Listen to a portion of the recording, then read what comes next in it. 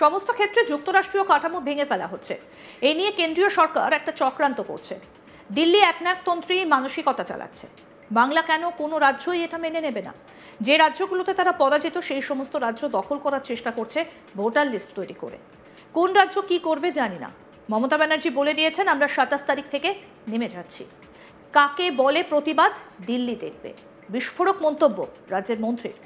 রাজ্যের নির্বাচনের ক্ষেত্রে যে সমস্ত নিয়ম বলবৎ হতে চলেছে তা নিয়ে রেগে লাল রাজ্য সরকার। এবার রাজ্যের মন্ত্রী শোভনদেব চ্যাটার্জি সাংবাদিকদের মুখোমুখি হয়ে বলেন, সমস্ত ক্ষেত্রে যুক্তরাষ্ট্রীয় কাঠামো ভেঙে ফেলা হচ্ছে। এই নিয়ে কেন্দ্রীয় সরকার একটা চক্রান্ত করছে। দিল্লি একনায়কতন্ত্রী মানসিকতা চালাচ্ছে। বাংলা কেন কোনো রাজ্যই এটা মেনে নেবে না। যে রাজ্যগুলোতে তারা পরাজিত সেই সমস্ত রাজ্য দখল করার চেষ্টা করছে ভোটার লিস্ট তৈরি করে। কোন রাজ্য কি করবে জানি না। মমতা ব্যানার্জি বলে দিয়েছেন, আমরা 27 তারিখ থেকে নেমে যাচ্ছি।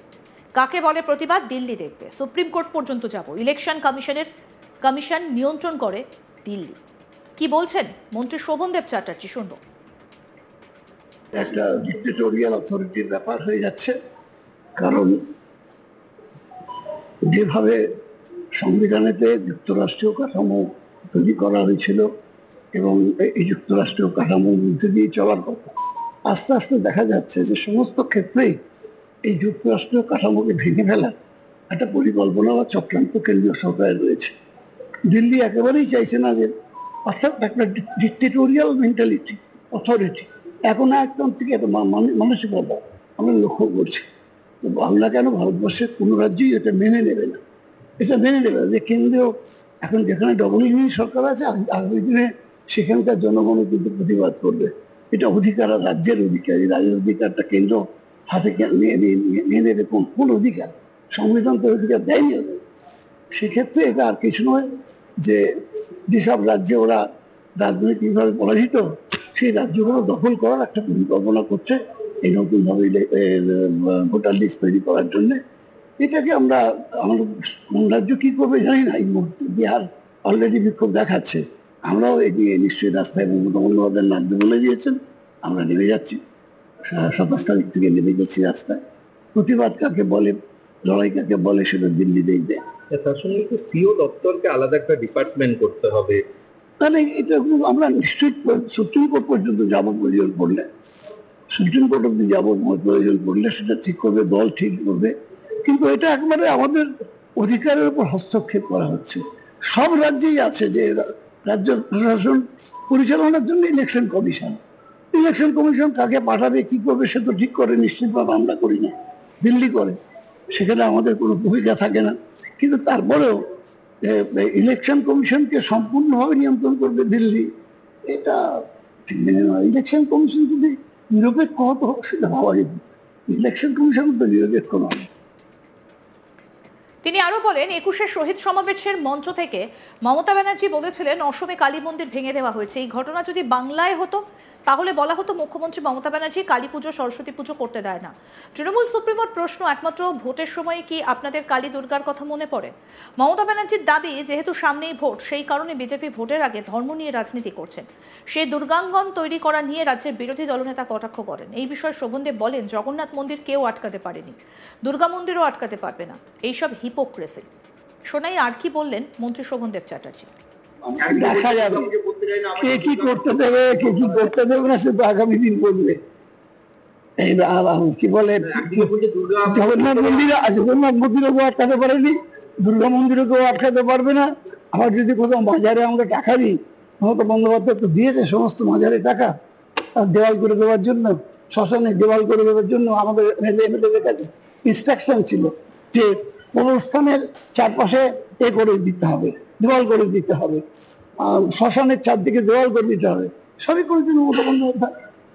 বলছি, একদিকে যখন অমিত বলছে দুর্গাপুজো পশ্চিমবঙ্গে করতে দেওয়া হয় না, আবার যখন মমতা বন্দ্যোপাধ্যায় দুর্গাঙ্গনের কথা বলছেন তখন আবার বাধা দিচ্ছে। দুজনের দুরকম বৈঠক, একেবারে হিপোক্রেসি। একে বলা হয় রাজনৈতিক ভণ্ডামি, পলিটিক্যাল হিপোক্রেসি। ওকে। তিনি আরো বলেন, আমরা প্রধানমন্ত্রীর মনের পরিবর্তন করতে পেরেছি। জয় শ্রীরাম না বলে তিনি এখন জয় মা দুর্গা, জয় মা কালী বলছেন। শোনাবো আর কি বললেন শোভনদেব চ্যাটার্জি। আমার মনে একটাই স্যাটিসফ্যাকশন, একটাই সবথেকে বড় স্যাটিসফ্যাকশন, যে একটা লোককে আমরা পরিবর্তন করতে পেরেছি, দেশের প্রধানমন্ত্রীকে। পরিবর্তন করতে পেরেছি। চাপ কাকে বলে, চাপের লোকে বাপ বলে, সেটা দেখলাম আমরা। এই বাঙালি অস্মিতাটার জোর কতখানি সে পরিবর্তন করতে পেরেছি। জয় শ্রীরাম করে গেল সারা জীবন, সে লোকটা এসে জয় মা দুর্গা বলছে, জয় মা কালী বলছে। এটা আমাদের কাছে সবচেয়ে বড় মানে গর্ব, অহংকার। আমার দেশের প্রধানমন্ত্রীকে পরিবর্তন করে নিয়েছি আমরা। বাঙালি অস্মিতাটা জোর কতখানি সেটা বুঝতে পেরেছি আজকে আমরা, যখন দেখলাম কালী মূর্তিতে ফুল দেওয়া হচ্ছে মঞ্চের মধ্যে, যা কোনোদিন কোথাও হয় না। দেখলাম জয় মা দুর্গা, জয় মা কালী হচ্ছে, এটাও কোনোদিন কোথাও হয় না। চিরকাল জয় শ্রীরাম হয়েছে, এবার জয় শ্রীরামের নাম উচ্চারণই হলো না। কোথায় গেলেন স্যার? রাম ভক্তরা কি করবেন এবার? রামনবমী দিয়ে কি করবেন এবার? জানি না আমি। আমরা একটা দলকে এবং দলের প্রধানকে পরিবর্তন করতে পেরেছি, যিনি আমাদের রাজ্যকে পরিবর্তন করতে এসেছিলেন, আমরা তাকেই পরিবর্তন করে দিয়েছি।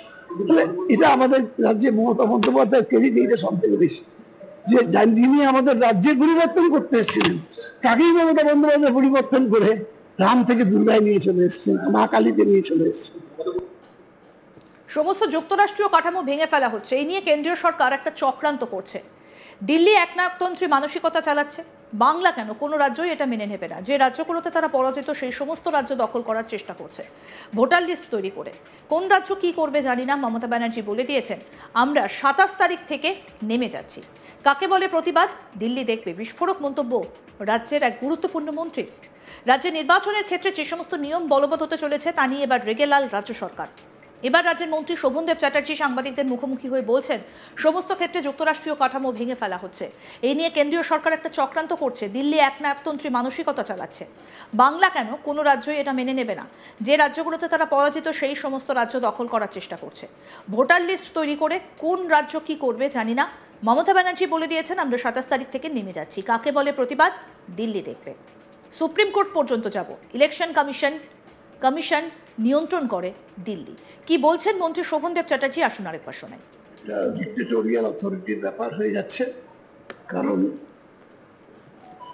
যেভাবে সংবিধানেতে যুক্তরাষ্ট্রীয় কাঠামো তৈরি করা হয়েছিল এবং এই যুক্তরাষ্ট্রীয় কাঠামোর মধ্যে দিয়ে চলার কথা, আস্তে আস্তে দেখা যাচ্ছে যে সমস্ত ক্ষেত্রেই এই যুক্তরাষ্ট্রীয় কাঠামোকে ভেঙে ফেলা একটা পরিকল্পনা বা চক্রান্ত কেন্দ্রীয় সরকারের রয়েছে।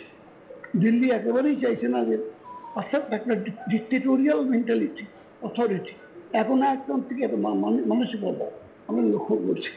তো বাংলা কেন, ভারতবর্ষের কোনো রাজ্যই এটা মেনে নেবে না। এটা মেনে নেবে না যে কেন্দ্রীয়, এখন যেখানে ডবল ইঞ্জিন সরকার আছে, আগামী দিনে সেখানকার জনগণও কিন্তু প্রতিবাদ করবে। এটা অধিকার রাজ্যের অধিকার, এই রাজ্যের অধিকারটা কেন্দ্র হাতে। আরও আপডেট পেতে দেখতে থাকুন আজ তাক বাংলা, সাবস্ক্রাইব করুন।